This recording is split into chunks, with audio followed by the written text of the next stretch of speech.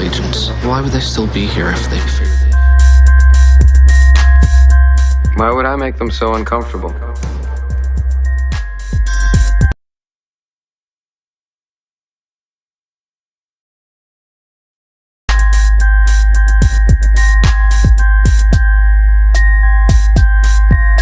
Who are you people?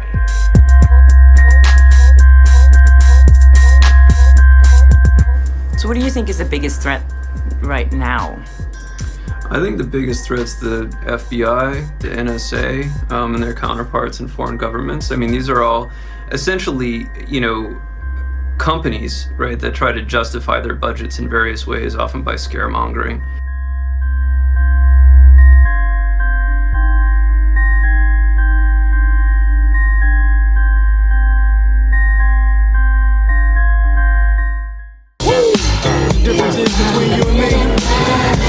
I make this look good.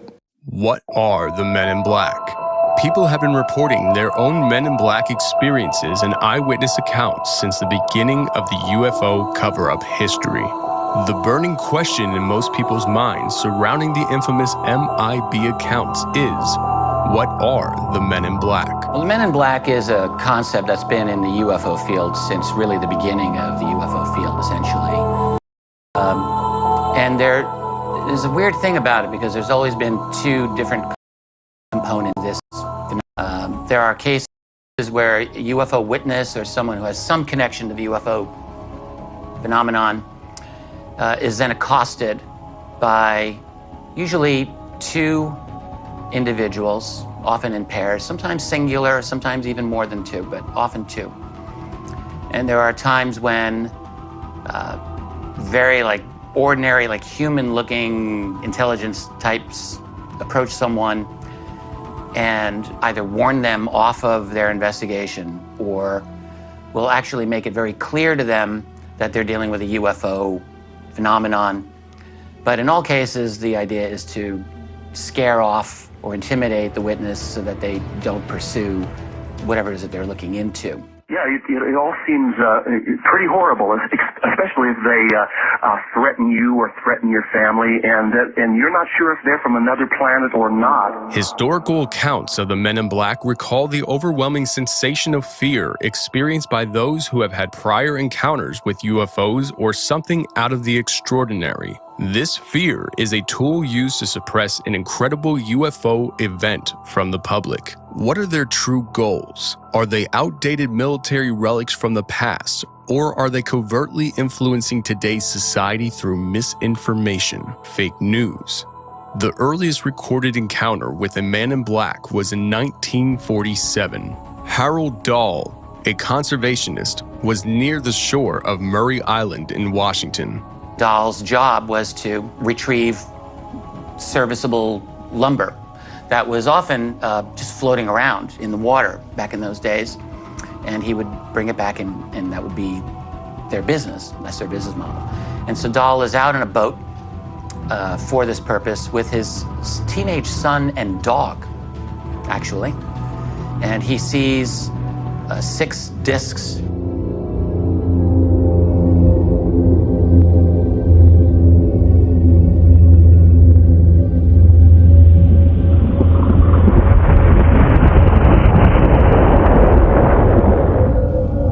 We're talking, this is June 1947. This is actually right before, a couple of days before, Kenneth Arnold's famous sighting of flying saucers over by Mount Rainier in the state of Washington. So just a few days before that, Dahl is out in his boat in the water, and he sees these 6 disc-like objects. One of them's in trouble.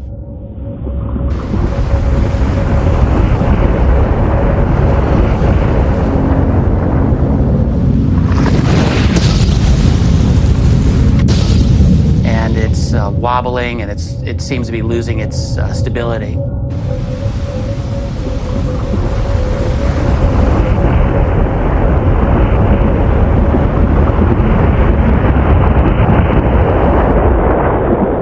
And the other discs come toward it, according to his description.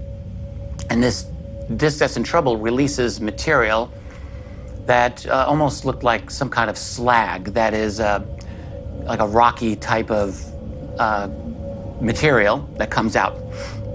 And according to what Dahl said, some of this material hit his son, injuring his son's arm, and supposedly killed his dog. And then after the object lost its material, it regained its stability, and all of these objects then departed. So Dahl spoke to his supervisor, Fred Chrisman. Here's where the Men in Black scenario comes in with Harold Dahl.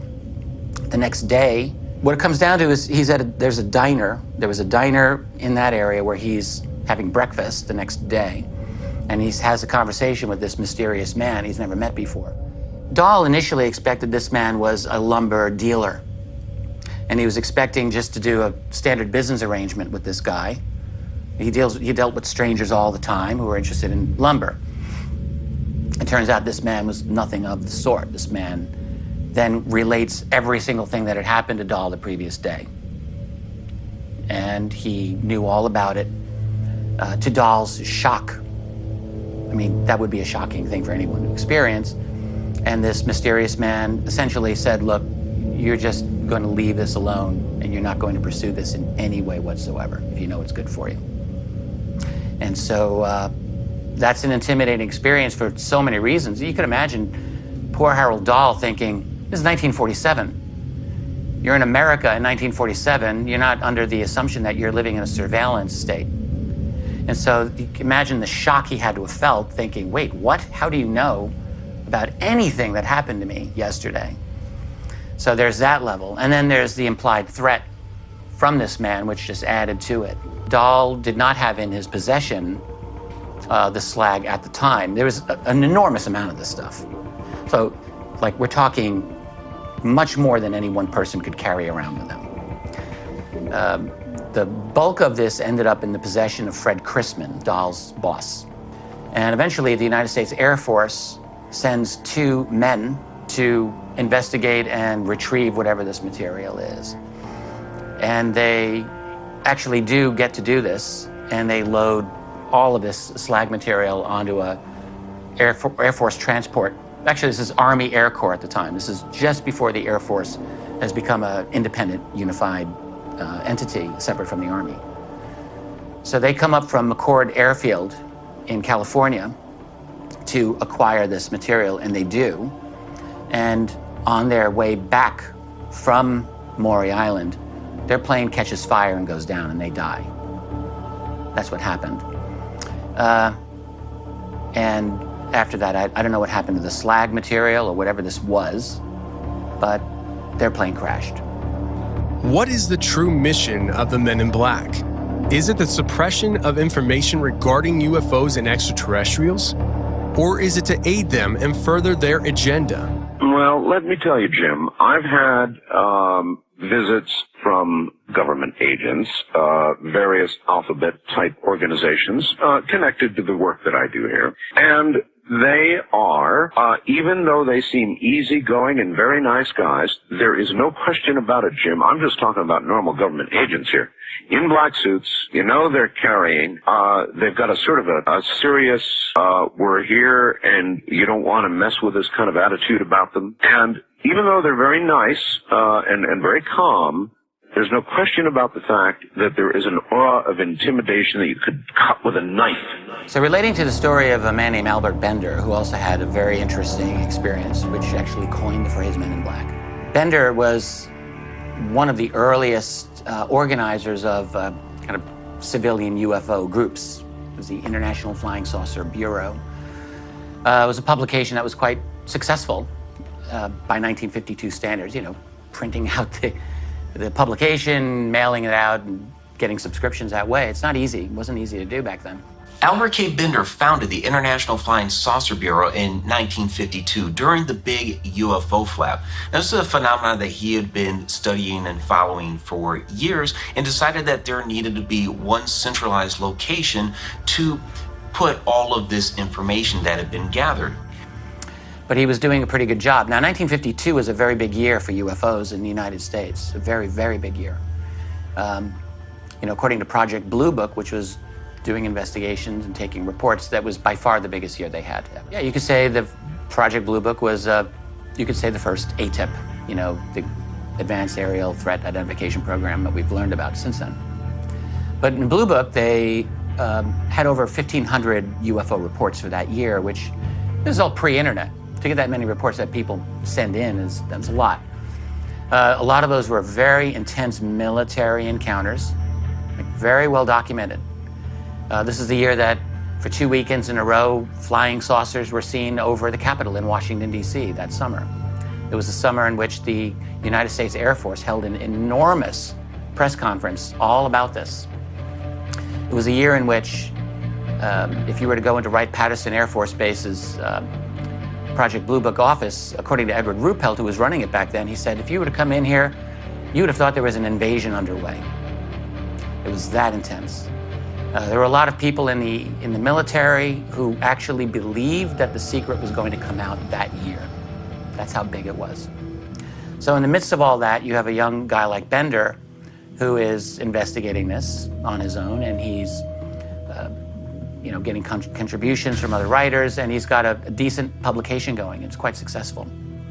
Now, this blew up and went international immediately. Within that first year, he already had offices in the UK and also Australia. And you have to realize this is long before the internet and cell phones and our current technology. He was doing all of this through snail mail and, if he could afford it, long distance telephone calls back when you had to pay long distance charges. So on a very limited budget, he was able to make this very large organization that was compiling all of this information on UFO activity at the time, and also producing a newsletter that would get mailed out as well. And then, seemingly out of the blue, in March 1953, he just shuts the whole thing down and just runs away. And no one hears from Albert Bender. He just makes this quick announcement, I'm done, we're not doing this anymore, see ya. Nobody really knew what truly happened. Gray Barker, a writer and publisher at that time, also involved in the UFO community, tried to get some details out of him and published a few scant details during the mid-1950s, but never really got a clear answer. But then in the early 1960s, a little over 10 years later, Gray Barker published a book by Albert K. Bender called Flying Saucers and the Three Men, where Albert K. Bender told his story about what had really happened to him. And 9 years after that, in 1962, Bender wrote a book called Flying Saucers and the Three Men, and he gives the story about why this all happened. Why did he shut it down in 1953? And here's where we get into a definite paranormal description of the Men in Black. Now, what Bender claimed is that he started being visited by three strange men. He would go into his bedroom at night, and all of a sudden, three shadowy figures would materialize through the walls. Now, these figures were very dark in nature. They were wearing hats, almost like a fedora style, and they had glowing eyes. Now, when I first heard this story, coming from a paranormal background like I do, I immediately thought of shadow people, the hat-wearing shadow entities that many people talk about observing and having interactions with. Now, Albert K. Bender believed that these were actually extraterrestrials, that they had come to warn him off of all the work that he was doing, and these guys are the reason why he disbanded the International Flying Saucer Bureau. Now, other people hear this story and they believe this is a Men in Black story, that it was the Men in Black that had arrived and warned him off of all of his flying saucer research. Now, with Bender, what he believed that these entities were, that they were ETs, they were extraterrestrials from some other world that had come to our planet to harvest resources down in Antarctica, where they were harvesting these resources out of the water. They were here on a 15-year mission to do so, and Albert Bender could not say anything about the true nature of what he had observed, who he was interacting with, and why he had disbanded the International Flying Saucer Bureau until these ETs had left Earth, which is why several years later in the 1960s, he came forth with his story and published the book through Gray Barker. He noted that they had red eyes. So anytime you're going to see a being that can mysteriously enter your room and they've got red eyes, I think the implication is going to be that these aren't quite from our neighborhood. They're from somewhere else. So Bender, you know, it's tough enough for people to accept this ordinary paranormal element of the story. I mean, that's difficult enough.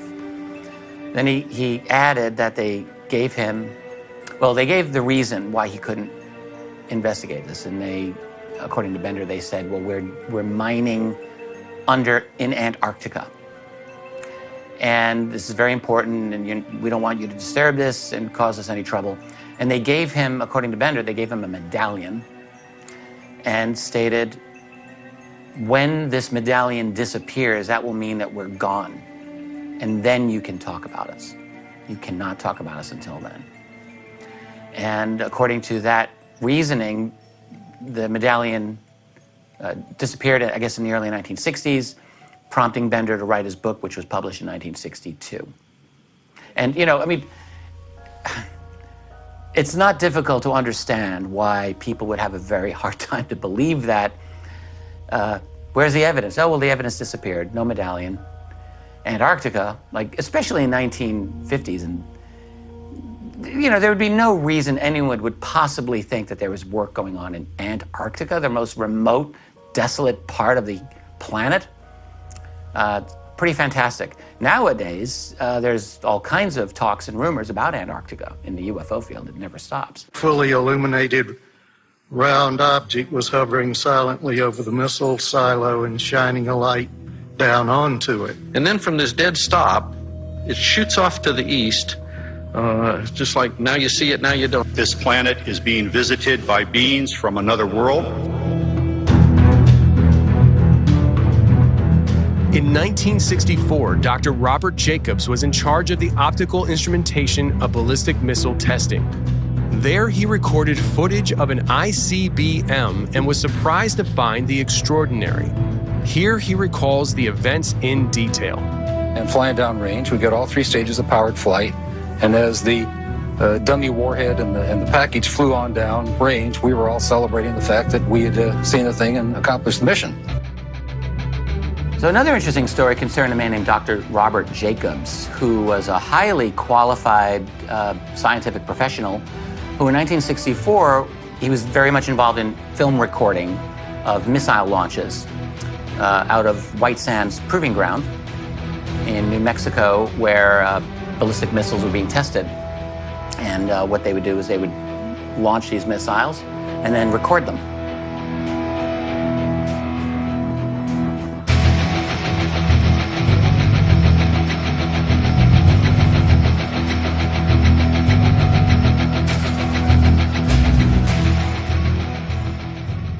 And flying downrange, we got all three stages of powered flight.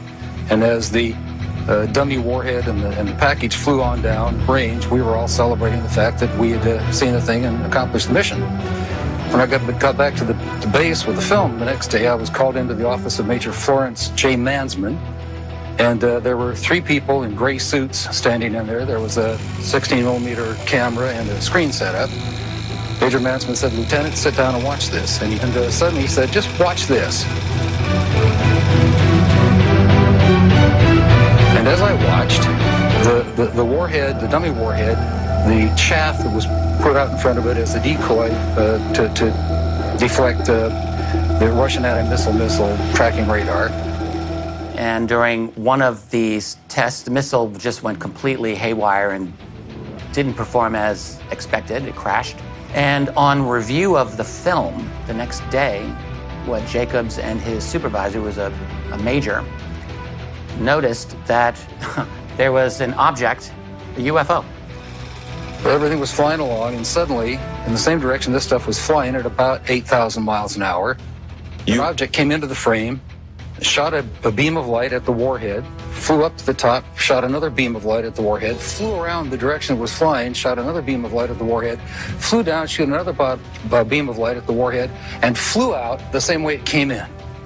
Well, I don't see it. Why didn't you see this when you were shooting it? Well, it was 600 to 800 miles away from us. Like a saucer type of an object that was clearly interacting with this missile. And it was when this object appeared, the missile went, and I think it shot like a laser or a beam. I think it was a very well-defined laser type of a beam that was directed at this missile. And at that moment, the missile went off course and just crashed. Well, first of all, the Major Mansman said to me, "What was that? Were you guys screwing around up there?" I said, "No, sir." And he said, "Then tell me what that was." And I said, "We got a UFO." After choosing to discuss the event, Dr. Jacobs reports disruptions in his daily life.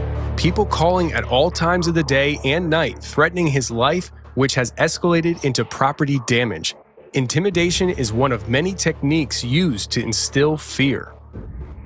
And he said, "Lieutenant, you are never to speak of this again. As far as you're concerned, this didn't happen."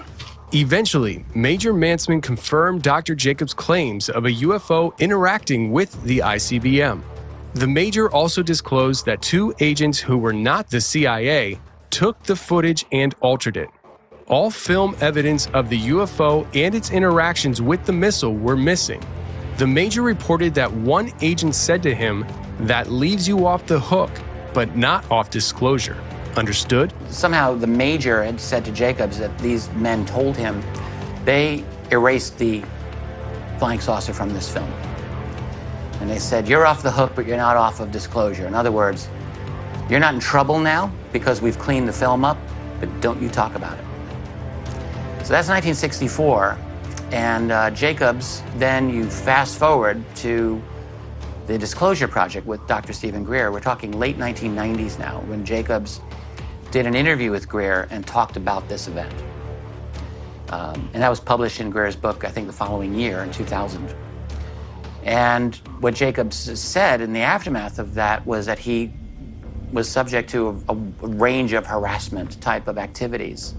Some of these things would include threatening phone calls at all times of the day, and even to vandalism against his property damage, and acts of intimidation of this sort, which, yeah, that's going to intimidate people. So the whole point of this type of activity, obviously, would be to frighten you, the witness, enough to realize you better not talk about this because you're dealing with people who will do damage to you.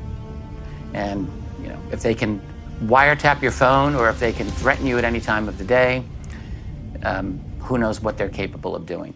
Happened to a Dr. Hopkins in Maine in 1976. He was met or contacted by a man in black who was bald, had dead white skin, and no lips. The lips were simulated with lipstick. Now, there have been some visits by these types of individuals in which the witness doesn't believe that they're fully human. So there's an odd component to some of these encounters. And in fact, when you really go through some of those descriptions, it's easy to see why people would conclude that.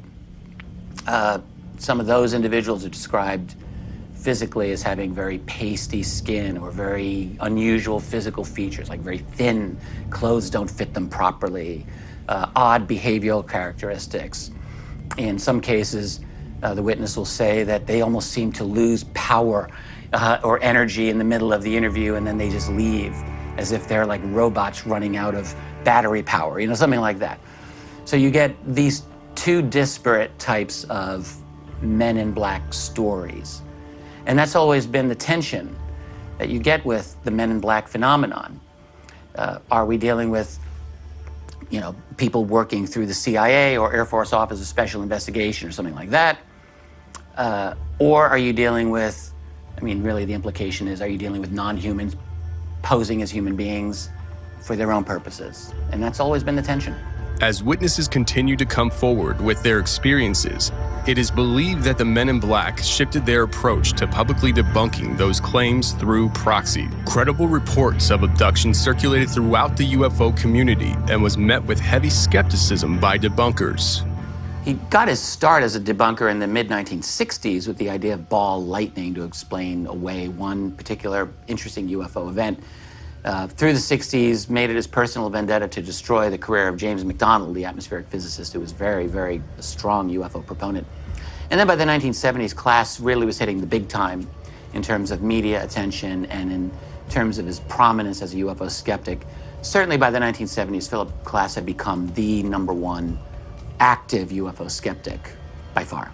Credible reports of abduction circulated throughout the UFO community and was met with heavy skepticism by debunkers.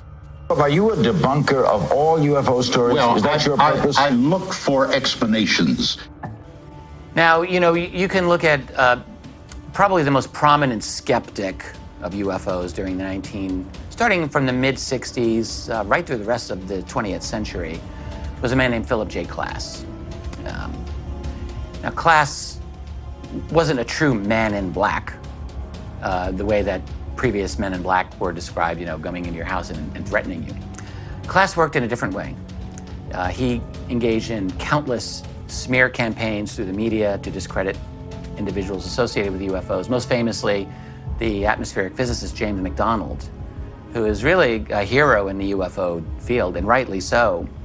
Klass went after McDonald like a war, a personal vendetta. Klass was someone who was so well positioned through his contacts in Washington, D.C., where he lived and worked. He was a senior editor for a very prominent aerospace aviation magazine, and he was very well connected. Klass always seemed to have information on people. He had this way, and this went throughout his entire career. There is no more exciting story that I could write or Aviation Week could publish than to say, at last, we've come across one UFO report that cannot be explained in prosaic terms. Maybe this is an alien spaceship. Biggest story of all time. Yet in more than 22 years as a hobby of investigating famous, mysterious UFO cases, reports, I have never found one that cannot be explained in prosaic earthly terms. He once tried to bribe one of Travis Walton's co-workers. You know, Travis Walton had the very famous UFO encounter in 1975 where he was missing for 5 days. Klass actually tried to bribe one of Walton's cohorts to deny the whole thing ever happened. He offered him $10,000. This is how Klass worked constantly. You know, just like Philip Klass when he offered me the $10,000. That was a lot of money back in the 70s. And there's always been very, very strong suspicion, no proof that I'm aware of, but very strong circumstantial evidence that Klass was some kind of asset of the U.S. intelligence community doing work for them to discredit the UFO subject. He definitely was promoted by Edward Condon of the famous Condon Committee from the late 1960s that infamously tried to debunk UFOs scientifically. Our latest book, Stanton Friedman and I have written Fact, Fiction, and Flying Saucers. It's based upon years of archival research. He went to Harvard, read Donald Menzel's archival files. I went to the American Philosophical Society. I made several trips there. And what I found in the correspondence files was a plan to debunk those individuals who had very compelling cases, and also to attempt to reduce the credibility of scientists who had an interest in investigating UFOs and who were speaking publicly about that. I have a letter that Dr. Edward Condon wrote to McGraw-Hill, and in that letter, Edward Condon stated, if you need anyone in the media to make public statements about UFOs, I would advise you to use Philip Klass.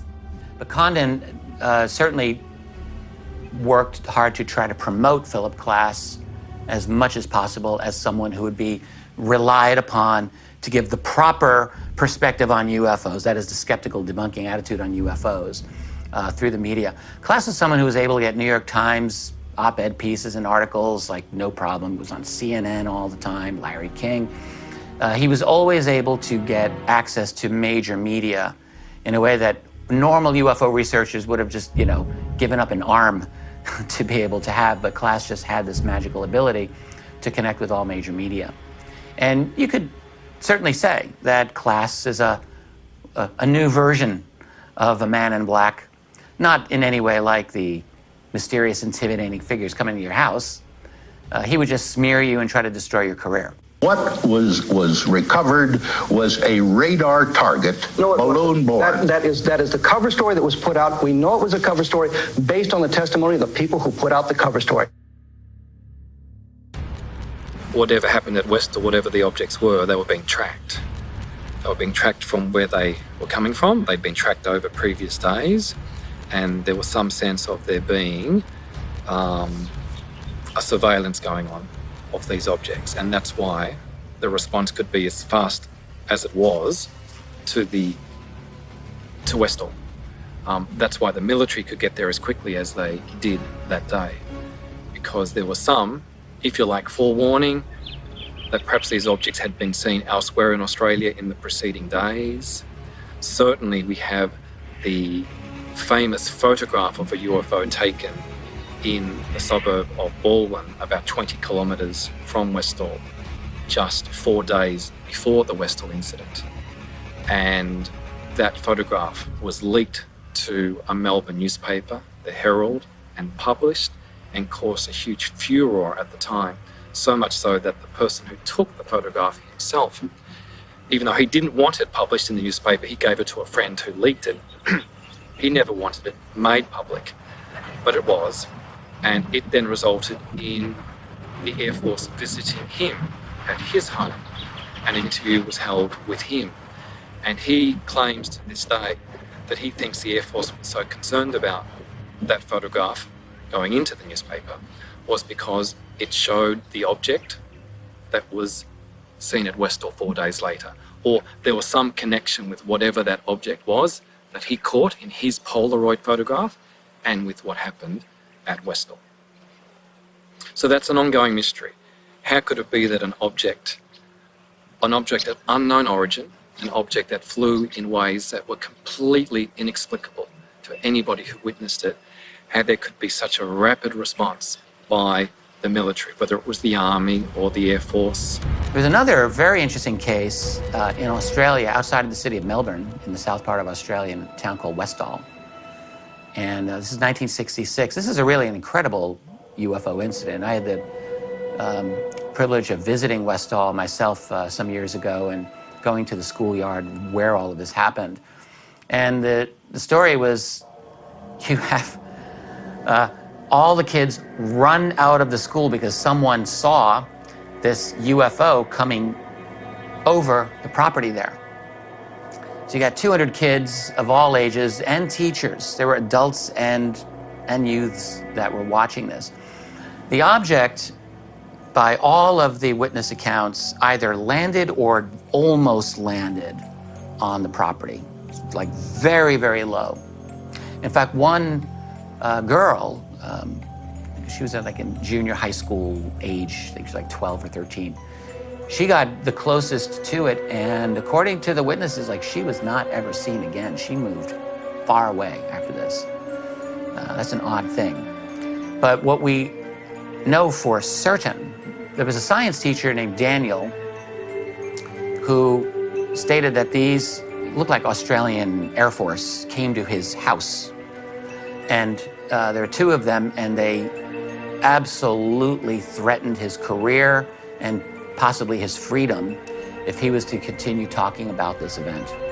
Like they made it clear in no uncertain terms, you're not going to talk about this, or you're going to have some serious repercussions. Remember, the military arrived. The emergency services arrived. There was a response by police, the fire brigade, by the Civil Defence Organisation. There was a response by the Commonwealth Police. There is a report from a witness who was a news stringer at the time that a cordon was thrown up around the streets of Westall by police officers in uniforms that were a little unknown to him, using vehicles that were a little unknown to him, but they looked like police officers and police vehicles. And when he returned to the TV station later that day, he was informed that yes, they were Commonwealth police officers, not Victorian state police officers, but Commonwealth police officers. So it looks like there was some involvement at that level as well. While I think that it might have started out with a paranormal element, I think it may have been that the government tweaked this and they used it as a psychological operation or a test tube to try out various forms of psychological control. Japan Airlines Flight 1628 en route to Tokyo from Paris when the crew noticed 2 UFOs with flowing lights which flew next to the plane in patterns and speeds which were unachievable with modern aviation. Controller had asked the military man, do you see anything? The military guy says, yes, I have a target at such and such. 1 o'clock and 8 miles from the Japanese pilot, 747. The military man said something like, yeah, I see him 35 miles north of Anchorage. And who's that at 11 or 1 o'clock in his position? And the FAA controller said, I don't have anybody. Do you have anybody? He said, it's not mine. And he came back and said, we have no traffic here. And a couple times during the operation, the Japanese pilot would say, he's now at 11 o'clock, he's now at 1 o'clock, he's now at 3 o'clock. He was bouncing around, this guy here. And when he would say that, the military guy would cut in and say he's now at 2 o'clock or 3 o'clock, and he would confirm the position. The military controller has what they call height-finding radar, and they have long-range radar and short-range radar. So if they don't catch it on one of their systems, they catch it on the other. And if you listen to the military man, at one time he said, I have it on the height radar or my range radar, whatever he called it, which indicated that he had a target on his system. Oz wouldn't record it. While they ran through for the best part of 31 minutes, the UFO would be in one position or the other following our Japanese 747. After a while, they changed his altitude. It still stayed with him. They gave him a 360. When you're a 747, you make a 360, it takes you a few minutes to turn around, you cover a lot of space. It still stayed with him. It was either in the front, on the side, or behind him. 10, I approve 1628 to make deviations as necessary for traffic. The traffic stayed with 1628 through turns and descents in the vicinity of Fairbanks. There's another very interesting, we can call this a Men in Black incident in a way. And by the way, relating to that encounter, good old Philip J. Klass was able to work his way with his organization, which was called SciCop, the scientific committee to investigate claims of the paranormal. They have a different name now. And they were able to get a piece in the New York Times, during all of that to debunk the whole thing and say, well, it was just the planet Jupiter. You guys don't know what you're seeing. You made a big mistake. But in 1986, we have an interesting occurrence.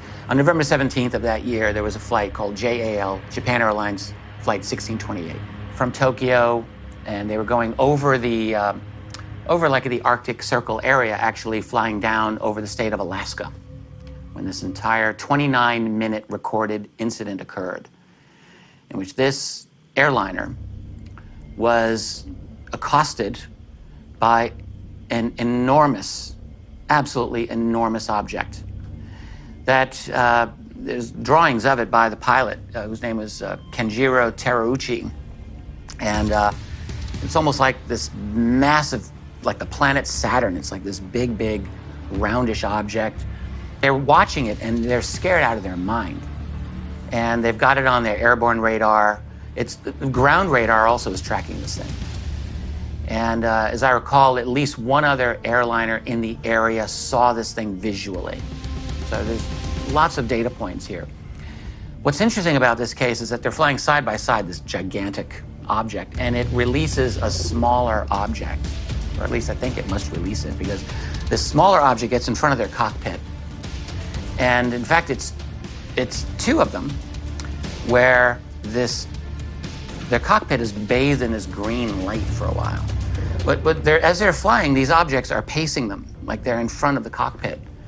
And with maneuverability that's, like, there's no way to explain how these objects could do the things that they're doing. They eventually depart. You can imagine the fear. So Terauchi is getting permission to try to move his aircraft differently just to get away from this thing. And the entire experience lasted for 29 minutes in terms of the actual observation. The next day, I got a call from someone with the scientific study group or the CIA. I'm not sure who it was the first time. And they wanted to know, they had some questions about the incident. And I had said, I don't know what you're talking about. You probably want to call the Admiral. A few minutes later, the Admiral calls down and says, I set up a briefing tomorrow morning at 9 or 10 o'clock, what it was.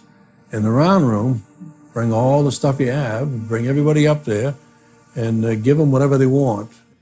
So that's interesting enough. In the aftermath of that, there was an FAA, a Federal Aviation Administration meeting, where they're discussing this. They've got all the radar data. In this meeting, and this is now according to one of the men who attended, his name is John Callahan, and he was an FAA senior official with the Federal Aviation Administration.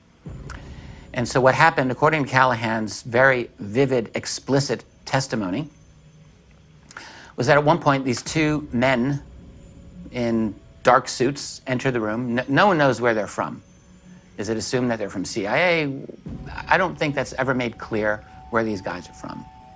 But they come in and they confiscate all of the data, and they are warning everyone, you are never, ever, ever going to talk about this ever again. We're taking all of your evidence.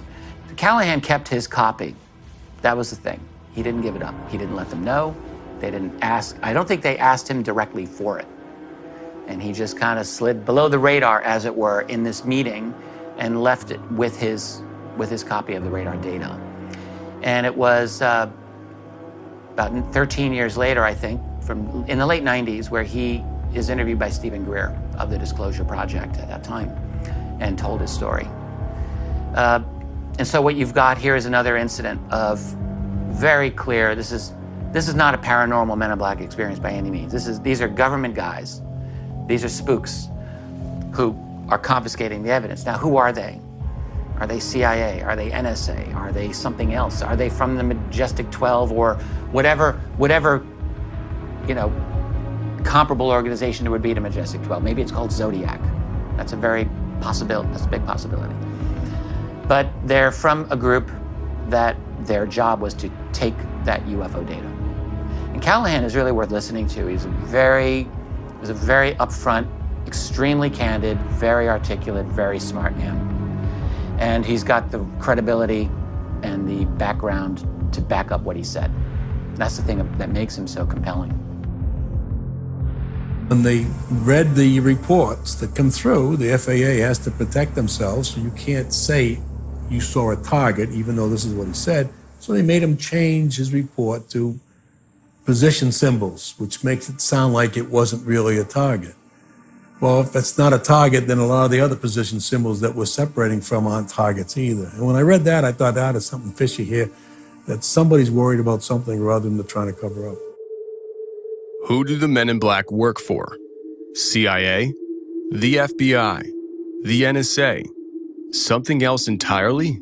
Even in the military, the Men in Black are a mystery. Over the years, encounters with Men in Black have decreased as their legend has grown, even into pop culture. No longer are you interrogated and threatened by a government spook or a nameless agent from an unknown cabal of organizations. As proxies continue debunking and smearing credible witnesses, the Men in Black have evolved their technique to control the narrative through misinformation. Literally, fake news.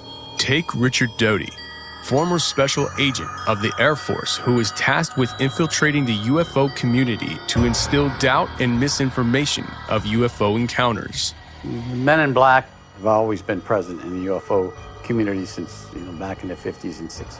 And if the sighting or report of a sighting or acquisition of photographs were important to the government, the MIB, Men in Black, would show up trying to obtain what information these witnesses had regarding the sighting or the acquisition of photographs. If they took some photographs, the MIB would show up and try to get those photographs.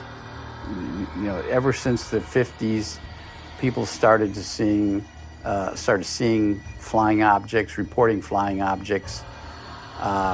Depending on the accuracy and the credibility of the people that observed these objects, and depending on what the government knew about what those sightings were, it would have depended on whether the government went out and got the information or tried to quiet the people, the witnesses that saw it.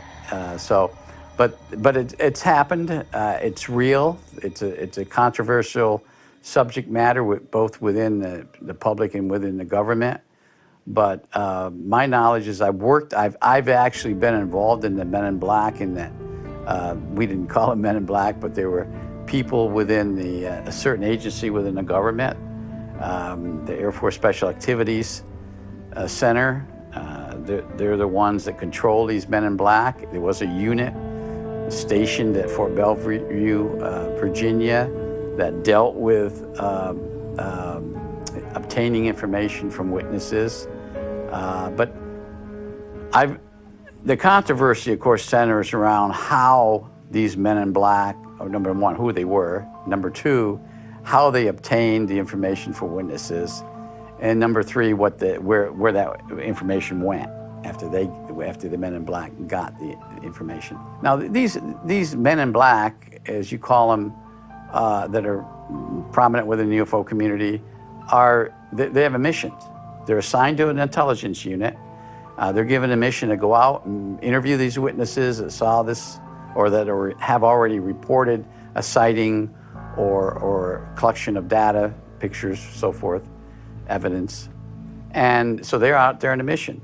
Now, how they operate that from that point on is really up to them. How are they going to get that information? If you are the witness, and we've tried officially, where two Air Force officers come to you in uniform, not Men in Black, but in uniform, come to you and say, we're from the United States Air Force, and I understand you have pictures of something that you saw last week, and we would like to see them because we think that those pictures could be of a classified project.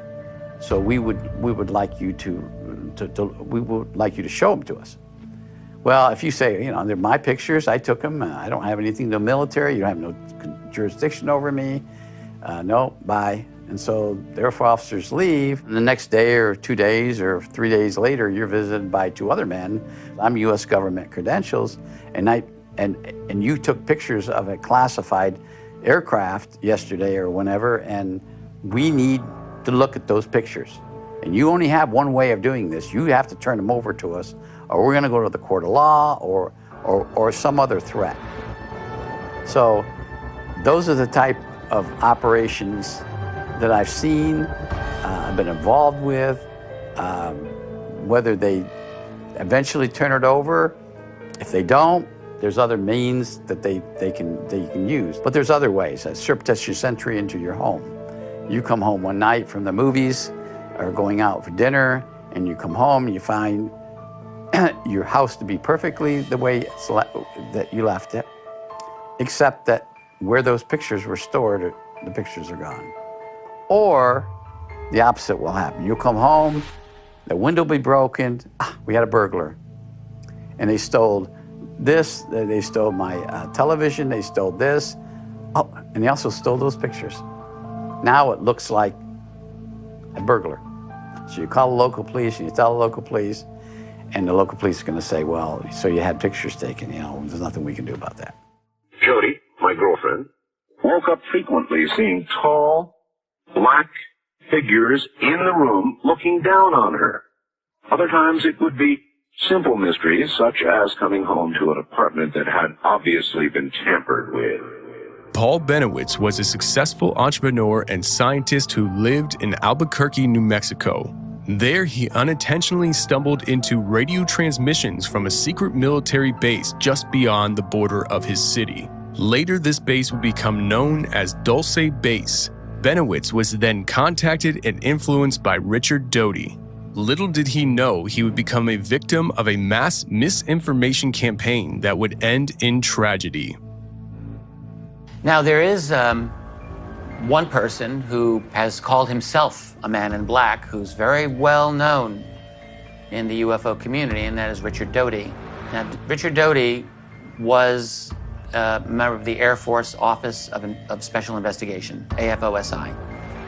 That's like the Air Force's, like their version of the CIA, you could say, their intelligence agency. Part of his job was to protect U.S. Air Force technology, secrets, and things like this. And one of the things that the Air Force would do to protect those secrets is, like there's one instance that I know Doty has talked about in which there is a crash of a secret experimental aircraft, and witnesses actually had photographed it, and you have a situation of AFOSI going to meet with this witness and to say, look, this is a UFO, or let them believe it was a UFO and confiscate the images, rather than let them know, yeah, you actually photographed something that we're building that we don't want anyone else to know about. Don't you think it's a UFO? Do you ever see a craft operated like that? You just have to put that idea in their minds. And I go back to the Paul Bennewitz case, which I was involved with. Paul was already a believer. And what he was doing is he was taking pictures of the U.S. Air Force highly classified drone projects. The project was highly classified. I went to Paul, and Paul was already a believer. He was already a member of MUFON. So it was very easy for me. I said, what do you think it is, Paul? He said, I think it's a UFO. I think it's alien craft. I said, you know what? Could very well be. That's all I had to say. And Paul ran with it and believed it, and the rest is history. You can believe this or not. At least some of those things that witnesses photographed were not ours, and they were not Russian. So there were instances, according to him, at least is my understanding, in which there were objects that were not from here, but they wanted that information as well. Now, again, is this true or not? Who knows? We were able to, and this isn't classified anymore, one of the things that Paul Bennewitz had also kind of stumbled into by recording signals was our ability to shoot a laser at a ground-based laser station up into space, and as the Soviet satellite came over, that laser would hit the lens and blind the satellite while it's going over a certain base, preventing that satellite to take pictures of the base. Now, there was a satellite base at Kirtland Air Force Base and one out at Groom Lake. It was actually two out at Groom Lake, one at their different locations. And that's when every time a Soviet satellite would come over, they'd shoot that laser up and blind it so they wouldn't be able to take a picture of what was on the ground. But here's what we know about Mr. Bennewitz. He was a very smart, capable defense contractor. He lived in Albuquerque, right by Kirtland Air Force Base, right by the Manzano Weapons Storage Facility, which is very important. And his office was right across from there. And he witnessed things that he believed were very strange. We're talking 1979, 1980. And Bennewitz was a real patriot. And he contacted the Air Force. He said, look, I'm recording things over there that these are like UFOs. And he openly told them, I think we're talking November 1980. And this is when Doty gets alerted to this, and he is sent along with other individuals. Doty's not the only one. They go to visit Bennewitz to find out, like, what does this guy have? And the reality, apparently, is that Doty and Bennewitz became genuine friends. I mean, probably his job was to befriend Bennewitz, but I do think that they actually ended up liking each other. But Doty was working Bennewitz, and his job absolutely was to protect any secrets that the folks over at Kirtland needed him to protect. That was his job. So, according to how Doty has often told this story, and I think this part we can say is true, Bennewitz was a very, very strong UFO believer to start with. And even before he was seeing things over by Kirtland, He was involved in at least one, let's call it an investigation of a cattle mutilation incident and abduction relating to a woman named Myrna Hansen, who went through hypnotic regression, I believe, in fact, by Dr. Leo Sprinkle, who's a very well-known individual in this. And Benowitz was there, and Myrna Hansen was regressed, and she gave a very detailed account of being taken to an underground facility. It's like very heavy-duty stuff. So Benowitz was deeply involved in all of this.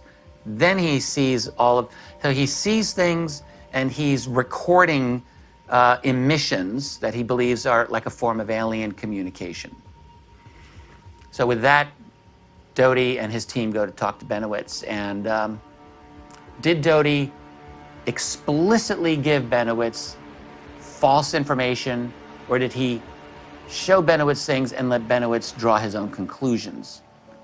I think definitely the latter happened, and maybe some of the former happened also. For example, there was one story where Doty took Benowitz to Dulce, New Mexico. Now, Dulce has a legitimate history of bizarre cattle mutilations and UFO activity. I've been there myself, and in fact, I spoke to members of the Gomez family in Dulce some years ago. And this is a family that lost, I think, over 50 head of cattle to mutilations during that period of time. There's reason to think that it might be beyond human, and there's reason to think that there were definitely human intelligence operators there as well. There's a lot of strange things that happened over at Dulce. So, and over at Dulce, you've got Mount Archuleta and Archuleta Peak. Yeah, I think that's it. So there's these two large structures there, and there have long been rumors of underground facilities there, and in fact, I think that there probably were underground facilities there. I recall distinctly speaking to Edmundo Gomez many years ago. He was the son of the senior Gomez at the time, and Edmundo told me, he said, look, in the early 70s, we could hear all kinds of construction sounds coming out of there, and we all believed, he said, that there was some kind of construction going on at Dulce. That's his opinion. In any case, Doty at one point takes Benowitz either on a helicopter or aircraft, I can't remember which, and they fly around Archuleta Peak. And Benowitz draws the conclusion that there is an underground base there. And according, I think this is how Greg Bishop wrote about this in his study of this called Project Beta, that there were like these fake artifacts put up by the Air Force to make Benowitz think that there was all of this activity going on, and make him think there was a big UFO thing happening there. And also to lead him away from his fixation on Kirtland, to get him to look at Dulce. That was part of this, at least according to Bishop's research. Roger, we copy. We're moving this forward. Penniston never talked about any of that taking place until after he went under hypnosis, and that's when it came out that he had sodium pentothal used on him, and he was interrogated. But he told them what happened and wrote it down, and they came back and gave him a statement on what he was going to give to the command, the chain of command. On December 26, 1980, Great Britain's most notorious UFO incident occurred at a United States Air Force base in Rendlesham Forest. Security personnel Jim Penniston, John Burroughs, and Edward Cabansag were alerted by radio that a UFO was seen moving in the forest on the perimeter of the base. They made their way out to the edge of the forest, and as they made their way in, eventually they stood right in front of something they could only describe as being from out of this world. This small triangular metallic craft had strange symbols etched into its surface.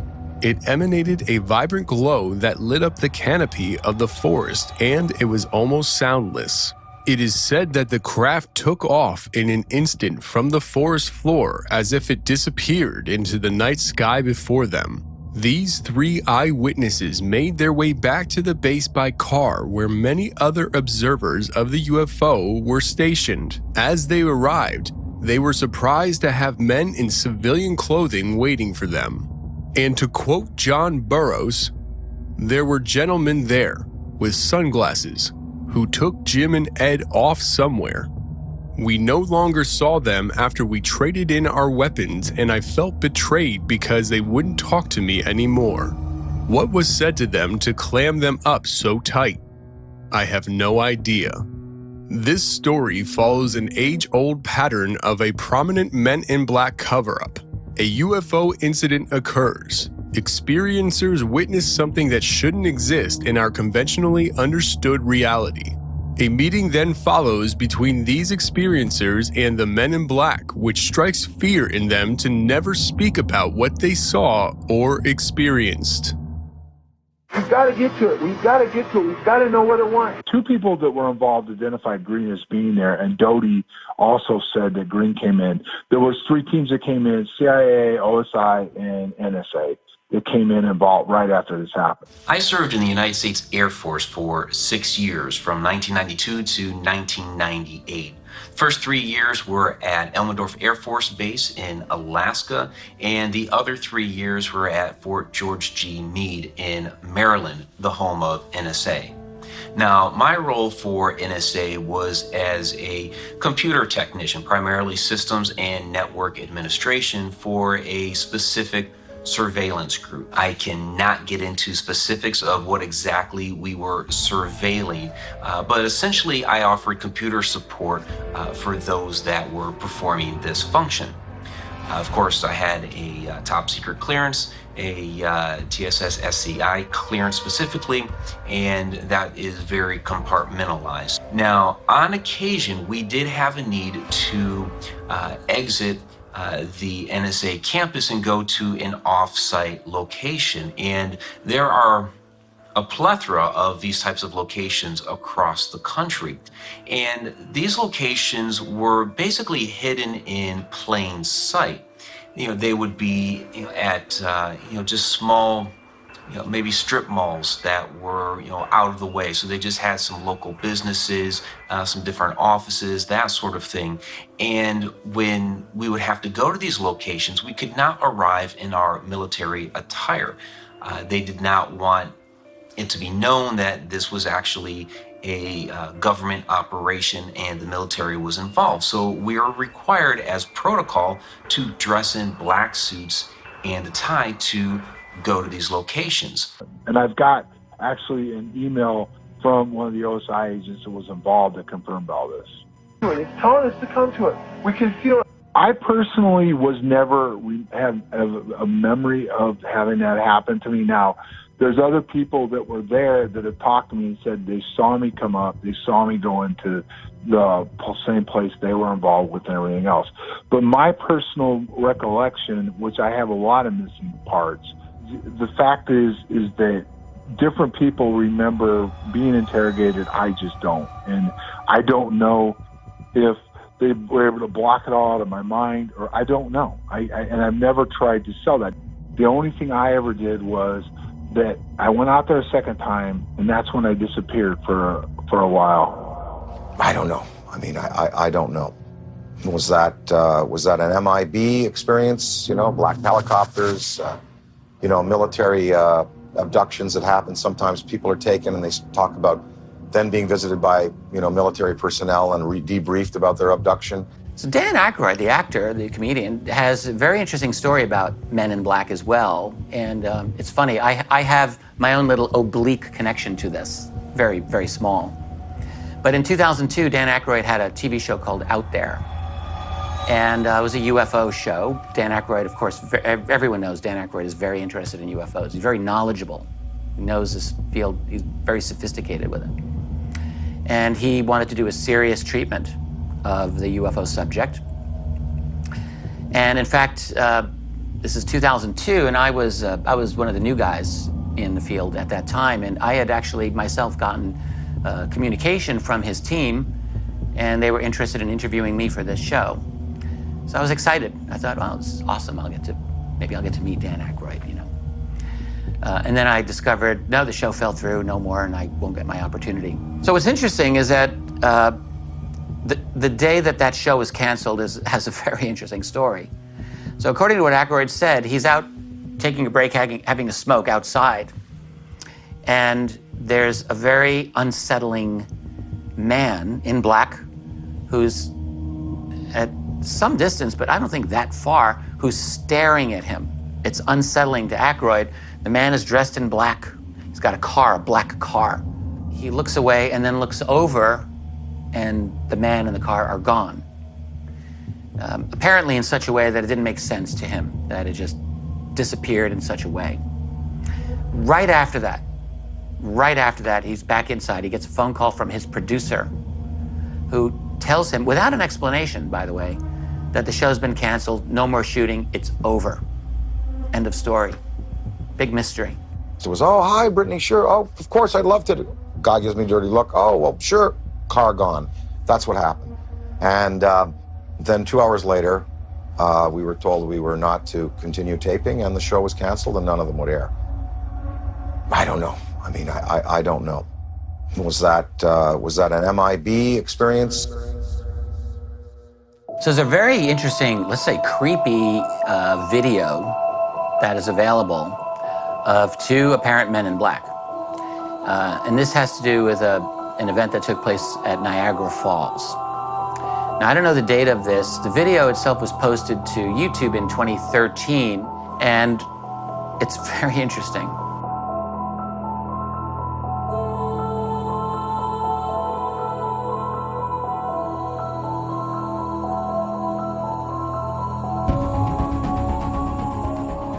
So what you have is a situation where a hotel employee at Niagara Falls, the night before, apparently had shot a very impressive video of a vivid and I think large UFO over Niagara Falls. The very next day, called in sick.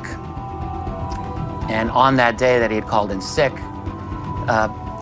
there are these very two odd men, very intimidating looking men. And all of this is caught on the hotel security camera. And it's interesting because you see all the hotel traffic, people coming in and out of the hotel. And then you see these two fairly large men in these big black trench coats with hats. And at least one of the people there is like obviously intimidated by them and walks away. You can see that in the video. So they go in. And furthermore, when you see, at least to my view, one of them walked in a very odd way. Like his feet were not positioned in the way that you would normally see. If you look carefully, like his feet are positioned in an odd way. In any case, what's interesting about the video is you have one person primarily, but there's two people in this video talking. But these are the hotel employees, and they're describing what happened in this encounter. And essentially, they come in and they're looking for this employee who's not there. And they scare the hell out of this one woman who's working there. She gets to deal with these two giant men in these big black trench coats with these enormous blue eyes that never blink, according to her. And they're scaring her to death, asking for this guy. And she actually just broke down crying during the encounter, apparently. According to the person telling the story, who's another employee, a coworker of hers. They wanted this film. They wanted this video. And they, what's very interesting is that you've got this recording on a hotel security camera. And the only, what's going on here? It's either a massive hoax that the entire hotel staff wanted to participate in and create this thing. All right, I suppose that's a possibility. Or it's true, or it really happened the way that it seems to happen. And I don't know what to say about it. I don't know the names of any of the people, and have they been interviewed subsequently? Do we have names? What happened to the employee? What happened to the film that he shot, the video? There's a lot of unanswered questions in this story. Like, we just have to acknowledge that. On the other hand, when you look at this, you listen to it, look, I just have to say it sounds potentially believable. And I have to leave it at that. I don't know what my full determination is on this for all time, but I certainly will admit it catches my imagination. It really makes me wonder if it actually did happen. And he said they were wearing black suits, black trench coats. They were wearing like the old-fashioned Federo hats. They had extremely, extremely pale skin. And he said they came in and they asked for you. And I said, I'm sorry, he's actually not working today. And it seemed like they didn't believe me. So they started to walk around the hotel, and shortly after they went to the tour desk. But he goes, they freaked me out, and I really wanted to tell you that there are these weird guys in here looking for you. UFO encounters have been mired in suppression, skepticism, and covert tactics termed the truth embargo. This truth has now been considered credible and worth investigating by the Department of Defense. A recent news release indicates the military is again funding research to the UAP, otherwise known as the UFO phenomenon. If there is a long history of information suppression quite evident, then should we trust the newfound interest in the UFO phenomenon by the US government? Should witnesses and experiencers be the ones in which we look to for information regarding this reality? Perhaps the government should be the safe place to consider relevant information on the topic. If that is the case, then the US government will have to regain the public trust and undo decades of the truth embargo enacted by the men in black. The government would have to admit to the said suppression of information in the past, provide reparations for those targeted by the men in black, release all the credible documentation that has been scrutinized by the U.S. Department of Defense over the past 70 years, and finally, provide a clear explanation for how this should affect everyone's belief system going forward. We are not alone. The real question is, will the powers that be ever stop using Men in Black tactics to control the narrative?